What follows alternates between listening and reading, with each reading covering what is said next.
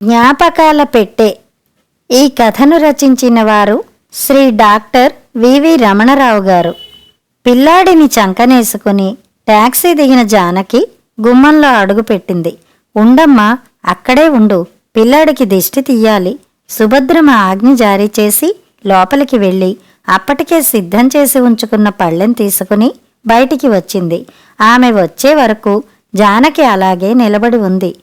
పిల్లాడు ఒంటిమీద నుంచి జారిపోతున్నాడు. వాడికి ఎక్కిళ్ళు వస్తున్నాయి. ఇప్పుడెందుకమ్మా ఇవన్నీ? నీకీ మధ్య చాదస్తం ఎక్కువైపోతోంది విసుక్కున్నాడు శేఖర్. బాగుందిరా, మొట్టమొదటిసారి కోడలు పిల్లాడిని ఎత్తుకుని అత్తారింటికొస్తే దిష్టి తీయొద్దురా, అందులోనూ గుమ్మటంలా ఉన్నాడు వెధవ. అసలు వాడికి నా దిష్టి తగులుతుందేమో అన్నంత భయంగా ఉంది నాకు.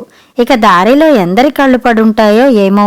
సుభద్రమ్మ రంగునీళ్లు దిష్టి తీసి అవతల పారబోసింది. పిల్లాడితో లోపలికి అడుగుపెట్టింది జానకి. శేఖర్ సామాన్లు లోపలికి చేరవేస్తున్నాడు. చంటాడికి వెక్కిళ్ళు ఆగడం లేదు. ఏమైందే వాడికి? సుభద్రమ్మ అడిగింది. ఏమో అత్తయ్య, గంట బట్టి వస్తున్నాయి, రైల్లోనే మొదలయ్యాయి. కళ్ళనీళ్లు పెట్టుకుంది జానకి. ఓసి పిచ్చిదానా, దానికే నా కన్నీళ్లు. వాణ్ణి తీసుకున్నాతోరా అని వంటింట్లోకి దారి తీసింది సుభద్రమ్మ. స్టవ్ అంటించి ఓ గిన్నెలో నీళ్లు కాచింది. తర్వాత ఆ గిన్నెతో సహా జానకిని చంటాడితో తన గదిలోకి తీసుకెళ్ళింది. మూలనున్న సందుగ పెట్టెని గది మధ్యలోకి తీసుకొచ్చింది. ఆ సందుగ పెట్టెలో ఏముందో అంతవరకు జానక్కి తెలియదు. ఆ సందుగ పెట్టె మూత తీసి సుభద్రమ్మ పైనున్న 2 అరలు బయటికి తీసేసింది. అడుగున ఏవో చిన్న చిన్న వెండి సామాన్లు ఉన్నాయి. అందులోంచి ఉగ్గు గిన్నె బయటికి తీసింది. చూడు, వాడిని నా చేతికిచ్చి ఇది కొంచెం కడిగి తీసుకురా అని పిల్లాన్ని కాళ్ళ మీద పడుకోబెట్టుకుంది. వాడు వెక్కిళ్లతో పాటు ఏడుస్తూనే ఉన్నాడు. జానకి ఉగ్గు గిన్నె కడిగి తీసుకురాగానే స్టవ్ మీద గిన్నెలో ఉన్న వేడి నీళ్లు ఉగ్గి గిన్నెలో పోసింది సుభద్రమ్మ. దాన్ని అరచేతిలో పెట్టుకుని ఈ వేడి చాలు వాడికి అని చంటాడి తలని తన పొట్టకి అదుముకుని వాడి నోరు వెడల్పు చేసి ఉగ్గు గిన్నెలో ఉన్న నీళ్లు ఒక్కసారిగా వాడి నోట్లో వంపేసింది. చంటాడు కాసేపు గుక్కపట్టి ఏడ్చాడు. తర్వాత వెక్కిళ్ళు ఆగిపోయాయి. చూడు, అందరూ పెద్దవాళ్ళైపోయారని ఇన్నాళ్ళు ఈ ఉగ్గు గిన్నెని పెట్లో పడేశాను. దీన్ని అక్కడే ఉంచి వాడికి ఎప్పుడు వెక్కిళ్ళు వచ్చినా నేను చేసినట్టే చెయ్యి అంది. జానకి మనసు నెమ్మదించింది. వెర్రి వెధవ, పాపం గంట నుంచి అవస్థ పడుతున్నాడు అనుకుంది. అత్తగారి గదిలో ఉన్న సందుగు పెట్టెతో జానకికి అప్పుడే పరిచయం మొదలు. బాబుకి బుల్లి గ్లాసుతో నీళ్లు పట్టడానికి ప్రయత్నం చేస్తోంది జానకి. ఆ గ్లాసు వాడి చేతులతో వాడు పట్టుకుంటానంటాడు. ఇస్తే నీళ్లన్నీ పొట్ట మీద వంపుకుంటున్నాడు. ఏం చేస్తున్నావే? వాడి చేత స్నానం చేయిస్తున్నావా ఏమిటి? నవ్వుతూ అడిగింది సుభద్రమ్మ అక్కడికి వచ్చి. ఏం చెయ్యను అత్తయ్య, డాక్టర్ వాడి చేత అప్పుడప్పుడు నీళ్లు తాగించమన్నాడు. ఒగ్గు గిన్నెతో పోద్దామంటే ఒళ్ళో ఉండడం లేదు, పక్కకి దొర్లిపోతున్నాడు. వీడి కోసమనే ఈ చిన్న గ్లాస్ కొన్నాను. అది వాడు పట్టుకుంటానంటాడు. ఇస్తే ఇలా వంపుకుంటున్నాడు. అది కాదే, ఈ వయసు పిల్లలకి నీళ్లు పట్టే గుళ్ళి ఉంది నా దగ్గర, అది ఇస్తానురా. సుభద్రమ్మ తన గదిలోకి దారి తీసింది. ఆమె వెనకాలే కొడుకుని ఎత్తుకుని వెళ్ళింది జానకి. సుభద్రమ్మ సందుకు పెట్టె తీసి గది మధ్యలో చాప మీద పెట్టింది. జానకి కొడుకుతో అత్తగారి పక్కనే చతికిలబడింది. సుభద్రమ్మ సందుకు పెట్టె మూతను పైకి లేపింది. మూత చాలా బలంగా ఉంది. అందులో ఏమున్నాయో అని జానకి ఆత్రంగా చూడసాగింది. ఆ సందుగు పెట్టెలో చాలా అరలున్నట్టున్నాయి. మూత తీయగానే పై అర మాత్రమే కనిపిస్తోంది. అందులో 6 చిన్న చిన్న అరలు ఉన్నాయి. ఒక అరలో అమృతాంజనం, విక్స్ వేపరబ్, అయోడెక్స్ లాంటి చిన్న డబ్బాలు పేర్చి ఉన్నాయి. 2 అరలో దుద్దులు, రింగుల్లాంటివన్నీ ఉన్నాయి. 3 అరలో చిన్న చిన్న వెండి కుంకం భరిణ్లు, బుల్లి బుల్లి దీపపు సెమ్మెలు ఉన్నాయి. 4 అరలో రకరకాల వెండి గజ్జెలు, చెవిలో గులివి తీసుకునే వెండి పుల్లలు, ఇంకా కొన్ని పురాతనమైన సామాన్లు ఉన్నాయి. 5 అరలో చిత్రమైన ఆకారాల్లో ఉన్న వెండి జడకుచ్చులు, తలపిన్నులు ఉన్నాయి. 6 అరలో చిన్న చిన్న దేముడి బొమ్మలు, చిన్న పానెల్స్లో చెక్కిన దశావతారాలు, చాలా అందమైన వస్తువులున్నాయి. అందులో ఉన్న చాలా వస్తువుల్ని జానకి అంతవరకు ఎప్పుడూ చూడనేలేదు. అన్నీ చూసావా? జానకి కుతూహలం చూసి నవ్వుతూ అడిగింది అత్తగారు. సిగ్గుపడింది జానకి. సుభద్రమ్మ పైనున్న అర తీసి పక్కన పెట్టింది. ఆ అర కూడా తీసెయ్యబోతుంటే, ఉండండి అత్తయ్యగారు, ఇందులో కూడా ఏమున్నాయో చూస్తాను అంది. పిచ్చిదానా, ఇందులో ఏముంటాయే? నగలా, నాణ్యాలా? అయినా పోన్లే, చూడు. మరోసారి నవ్వింది సుభద్రమ్మ. రెండో అర మళ్ళీ 3 భాగాలుగా చేసి ఉంది. ఒక భాగం పెద్దది, సగం అదే ఉంది. అందులో ఈ మూల నుంచి ఆ మూల వరకు చెక్కతో చేసిన సిలిండర్ లాంటి చుట్టు మీద రంగురంగుల గాజులున్నాయి. వాటి రంగులు చాలా మనోహరంగా కనిపిస్తున్నాయి. మిగతా 2 అరల్లోనూ పెద్ద కుంకుంబరణలున్నాయి. అందులోనే ఒక దాంట్లో చిన్న సైజు గంధపు చెక్క, దాని పక్కనే గంధం తీసుకునే కొయ్య, 2 సువాసనలు వెదజల్లుతున్నాయి. సుభద్రమ్మ ఆ అర కూడా పైకి తీసేసింది. కింద ఇక ఉన్నది ఒకటే పెద్ద అర. అందులో ఎన్నో రకాల చిన్న చిన్న వెండి సామాన్లు కనిపించాయి జానకి. వాటిలో కొన్నిటిని జానకి ఎప్పుడూ చూడలేదు కూడా. సుభద్రమ్మ లోపలికి వంగి వెతికి అందులోంచి వెండి గుళ్ళీ తీసింది. ఆ గుళ్ళీకి పక్కని కాడ ఉంది. అసలు గుళ్ళీ అంటే జానకి తెలియదు. చిన్న చెంబులాగా పెద్ద భరినంత సైజులో మధ్యలో ఉండి పైన మూత ఉంది. ఆ చెంబుకి పక్కని నీళ్లు తాగడానికి వీలుగా రంధ్రం ఉన్న సన్నటి కాడ అమర్చి ఉంది. కాడకి రెండో వైపు పట్టుకోవడానికి ఒక రింగు ఉంది. అన్నీ చక్కని చాదీ వెండి రంగులో మెరిసిపోతున్నాయి. ఆ చిన్న చెంబు చుట్టూరా లతలు చెక్కి ఉన్నాయి. చూడు, నువ్విది వేణీళ్లల్లో బాగా కడిగి అందులో 2-3 సార్లు నీళ్లు పోసి గుంజేసి పారబోసేయి. తర్వాత శుభ్రమైన తాగే నీళ్లు పోసి వాడికి ఇచ్చెయ్యి. ఆ కాడ ముందర వాడి నోట్లో పెట్టు. మిగతాదంతా వాడే చూసుకుంటాడు. సుభద్రమ్మ జానక్కి పురమాయించి సందుగు పెట్టి యథాతథంగా సర్దసాగింది. ఆ సందుగు పెట్టెతో జానకికి అదే రెండవసారి అనుభవం అన్నమాట. అదే అనుబంధానికి అంకురార్పణ. అత్తగారు అన్నట్టే అయింది. కాడ సందీప్ నోట్లో పెట్టగానే వాడు ఆ గుళ్ళి మధ్యలో ఉన్న చెంబుని 2 చేతులతో పట్టుకుని బుర్రని అటూ ఇటూ ఊపుతూ నీళ్లు తాగసాగాడు. ఆ దృశ్యం జానక్కి చాలా మనోహరంగా కనిపించింది. బూరి బుగ్గలతో ముద్దుగా ఉన్న చేతులతో ఆ గుళ్ళి పట్టుకుని బాబు నీళ్లు తాగుతుంటే ఆమెకి తన్మయత్వం కలిగింది. ఎంత ముద్దొస్తున్నాడు వెధవ! వాడికి అత్తగారు అన్నట్టు తన దిష్టి తగులుతుందేమోనని భయం వేసింది. అదొక మరపురాని దృశ్యం. ఆమె జీవితంలో ఆ దృశ్యం మనసులో అతుక్కుపోయింది. ఆ తర్వాత చాలాసార్లు సుభద్రమ్మ ఆ పెట్టె తెరవాల్సి వచ్చింది.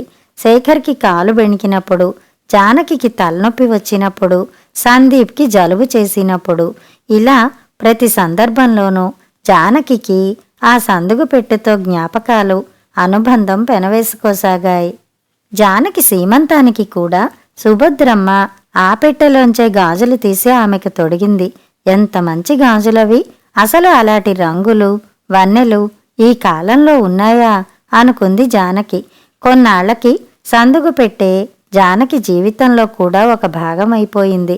ఒసేయ్, ఆ సందుగు పెట్టె మాత్రం పాతదని చెప్పి పారేయకు. మా పూర్వీకుల దగ్గర నుంచి వస్తున్న పెట్టె అది. మనలాంటి మధ్యతరగతి ఆడవాళ్లకి ఇదొక చక్కటి సదుపాయం. మనకేం లాకర్లా చాకర్లా?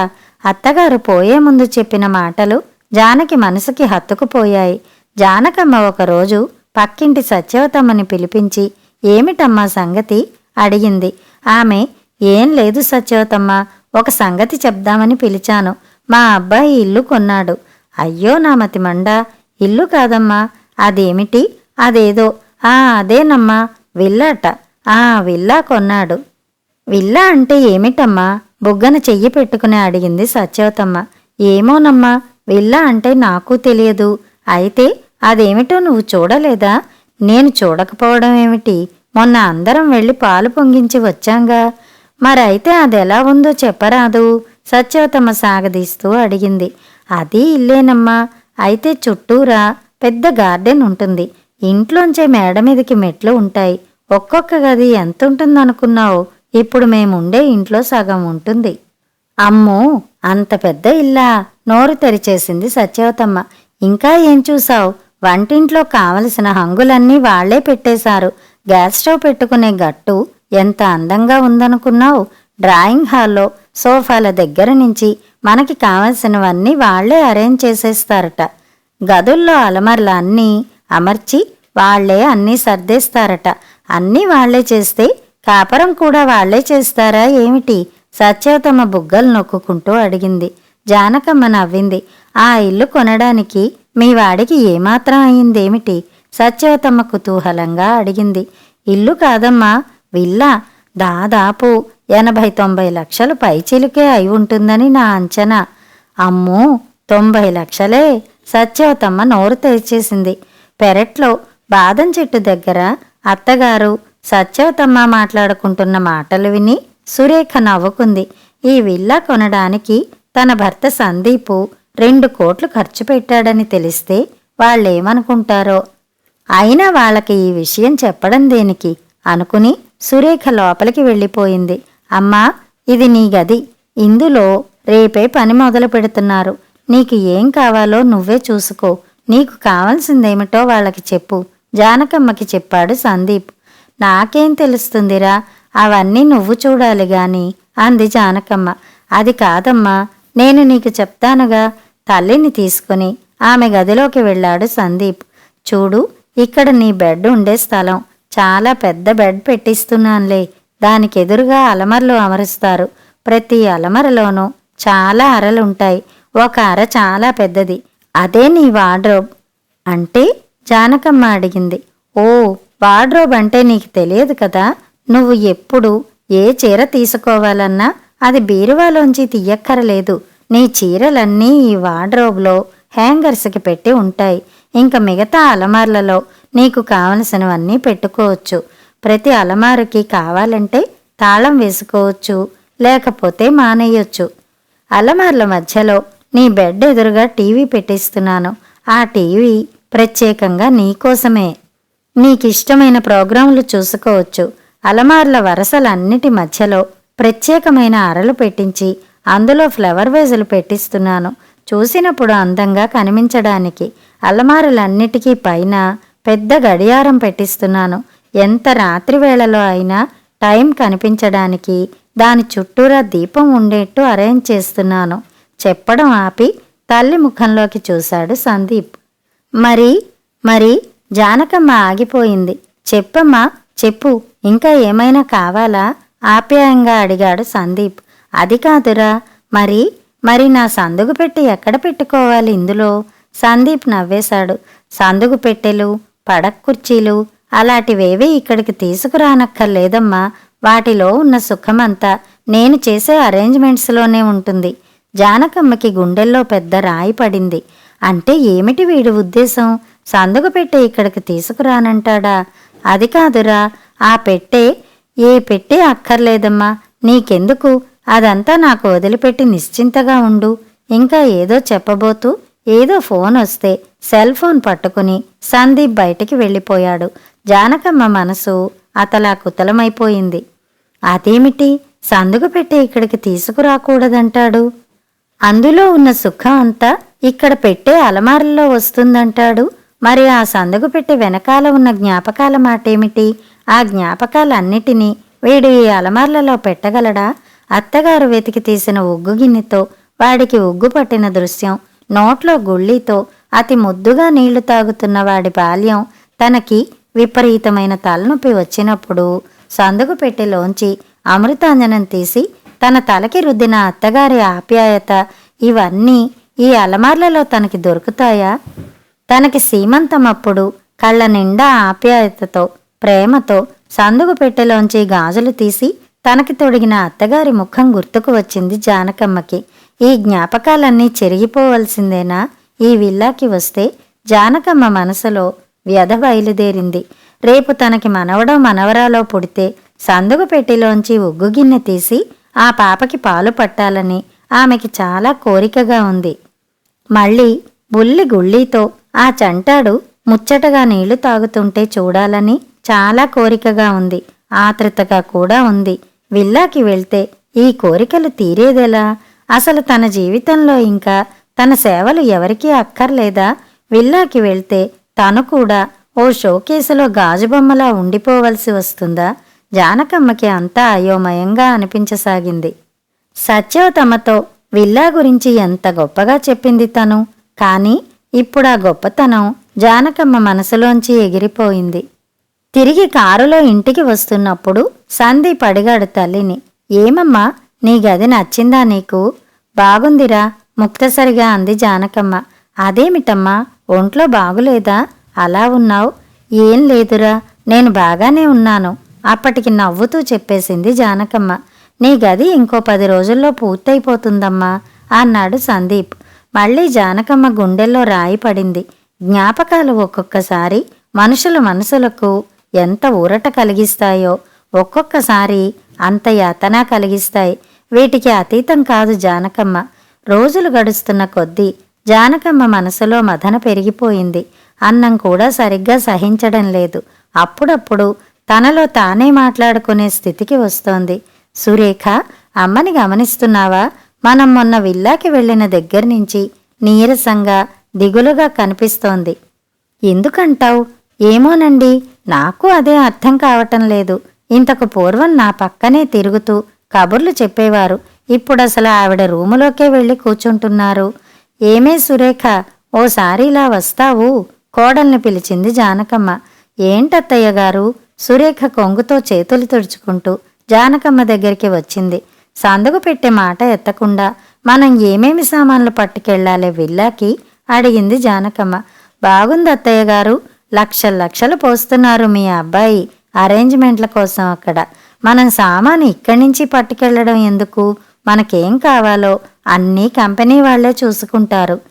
మనం మన బట్టలొక్కటి వాళ్ళకిస్తే చాలు, అవి కూడా వాళ్లే అక్కడ అరల్లో అమర్చేస్తారు కావాలంటే అంది సురేఖ. తన మాటలు అత్తగారికి ఊరట కలిగిస్తున్నాయనుకుంది సురేఖ. కాని అవి ఆమె మనసుకి ములుకుల్లా తగులుతున్నాయని తెలియదామెకి. 5-6 రోజుల తర్వాత సురేఖ ఎక్కడికో బయటికి వెళ్ళినప్పుడు సాయంత్రం సమయంలో జానకమ్మ కొడుకు గదిలోకి అడుగుపెట్టింది. రా అమ్మా, కూచో అంటూ అమ్మ ముందుకు కుర్చీ జరిపాడు సందీప్. ఒరే కన్నా, నేను నీతో ఓ విషయం చెబుదామనుకుంటున్నానురా, విని కోపం తెచ్చుకోవు కదూ? బాగుందమ్మా, నేను నీ మీద కోపపడ్డమేమిటి? అదెప్పుడూ జరగదు అన్నాడు సందీప్. అయితే విను, ఇప్పుడు మనం ఉంటున్న ఇల్లు కూడా నీదే కదరా. మనం అంతా ఇక్కడి నుంచి వెళ్ళిపోయి ఈ ఇల్లు అద్దెకిచ్చేస్తే ఇల్లు పాడైపోదు? మరి అయితే ఏం చేద్దామంటావు? ఇల్లు అమ్మేయమని తల్లి సలహా ఇస్తుందనుకున్నాడు సందీప్. నేను ఇక్కడ ఈ ఇంట్లో ఉండిపోనా? గతుక్కుమన్నాడు సందీప్. అసలు తల్లికి ఈ ఐడియా ఎలా వచ్చిందో అతనికి అర్థం కాలేదు. ఏమమ్మా, సురేఖ ఏమన్నా అందా నిన్ను? చాచా, అలాంటి పిల్ల కాదురా అది. బంగారం లాంటి మనసు దానిది. అది మన ఇంటి కోడలుగా రావడం మన అదృష్టం. మరేమిటమ్మా, నీ మనసులో ఉన్నదేంటో సందేహించకుండా చెప్పు. ఏం లేదురా, ఈ ఇల్లు పాడైపోతుందనే నా బాధ అబద్ధమాడేసింది జానకమ్మ. పోనీ ఓ పని చేద్దామమ్మా, విల్లా అమ్మేస్తాను, అందరం ఇక్కడే ఉందాం సరదాగా అన్నట్టున్నా అతని మాటలు వెనక గాంభీర్యం జానకమ్మ మనసును కలిచివేసింది. అబ్బే వద్దులేరా, ఊరికే అన్నాను, అందరం అక్కడికే వెళ్ళిపోదాంలే అని లేచి గబగబా బయటకు వెళ్ళిపోయింది జానకమ్మ. ఆ రాత్రి సురేఖనే అడిగాడు సందీప్. అమ్మకి నీకు ఏమన్నా సంభాషణ జరిగిందా ఈ మధ్య? మొన్న ఒకరోజు నన్ను పిలిచి విల్లాకి మనం ఏమేమి సామాన్లు ఇక్కడి నుంచి తీసుకువెళ్లాలని అడిగారు. నువ్వేమన్నావు? అక్కర్లేదత్తయ్య, అన్నీ అక్కడే ఉంటాయి, ఈ ఇంట్లోంచి మనం ఏమీ పట్టుకెళ్ళక్కర్లేదన్నాను. అంతేనా? అంతేకాదండోయ్, ఇంకో మాట అన్నారు. అక్కడ మనం మందులు అవి పెట్టుకోవడానికి సందుకు పెట్టి పట్టుకెళ్ళాలి కదా అన్నారు. లేదత్తయ్య, అక్కడ డాక్టర్ సదుపాయం ఉంది అన్నాను. పోనీ అలాగే తీసుకువెళ్దామని చెప్పలేకపోయావా? బాగుందండి, ఆ పెట్టెను గదిలో ఆవిడ ఎక్కడ పెట్టుకుంటారు? మొత్తం అంతా అద్దంలా తయారవుతోంది ఆవిడ గది. ఎవరైనా మనల్ని చూడ్డానికి వచ్చినప్పుడు వాళ్ళని ఆవిడ గదిలోకి తీసుకెళ్తే ఫ్రెంచ్ కార్పెట్టు, షోకేసులు, ఫ్లవర్ వేజులు అన్నీ అందంగా కనిపిస్తున్న చోట ఈ సందుకు పెట్టే ఓ మూల పెడితే బాగుంటుందా? సందీప్ ఆలోచిస్తూ వెనక్కి వాలాడు. వేరే గదిలో ఉన్న జానకమ్మ మనసు పరిపరి విధాల పోతోంది అదే క్షణంలో.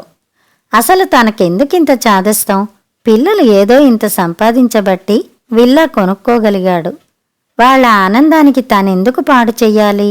తన వల్ల వాళ్ళు మనసుల్లో చాలా మదనపడుతున్నారని తెలుస్తోంది. శుభమా అని వాళ్ళు కొత్త ఇంట్లోకి తనతో కూడా అడుగు పెడుతుంటే తను మాత్రం వాళ్ళ మనసుల్ని పాడు చేస్తోంది. సందుగు పెట్టితో తన పిచ్చి పిచ్చి అనుబంధాలతో వాళ్ళకి కొత్త ఇంట్లోకి వెళ్తున్న ఆనందం లేకుండా చేస్తోంది తను.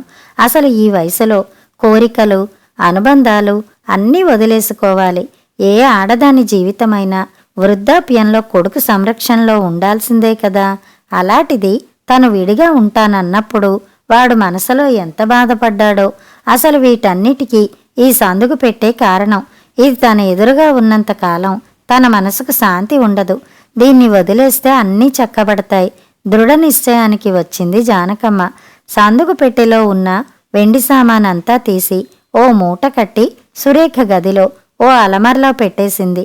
ఆటోకి కబురు పంపింది. అమ్మ కనిపించడం లేదు. ఎక్కడికైనా వెళ్ళిందా? ఇంట్లోకొచ్చిన సందీపు సురేఖని అడిగాడు. వెళ్ళారు.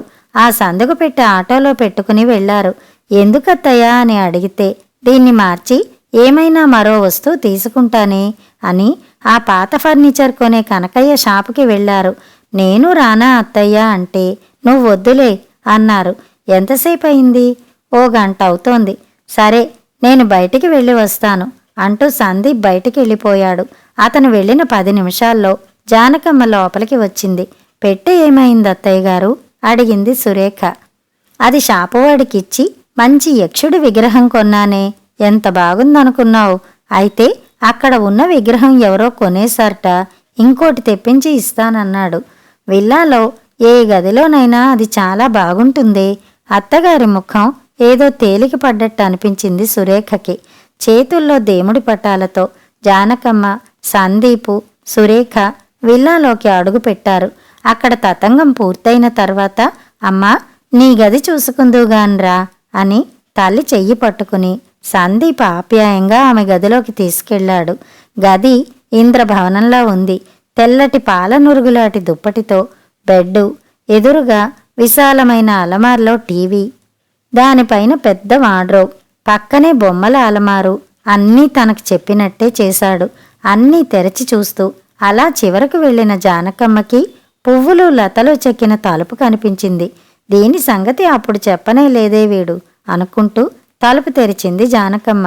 సందుగు పెట్టె, తన సందుగు పెట్టె. జానకమ్మ కళ్ళ వెంట నీళ్లు జలజలా రాలాయి. కథ సమాప్తం.